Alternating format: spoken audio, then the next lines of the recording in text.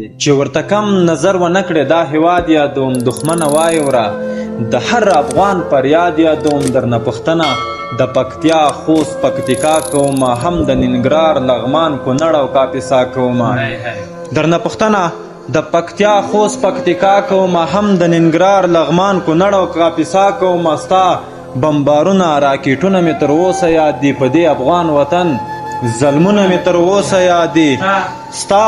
بمبارونه راکېټونه مې تر اوسه یاد دي په دې افغان وطن ظلمونه مې تر اوسه یاد دي شکر دې موږ اوس یو مټه یو نظام لرو دښمنه وایې وره لښکر لرو امام لرو دا ګګرسرې لیوني په ازغن نه بندېږي د احمدشاه بابا لمسي په ازغن نه بندېږي دا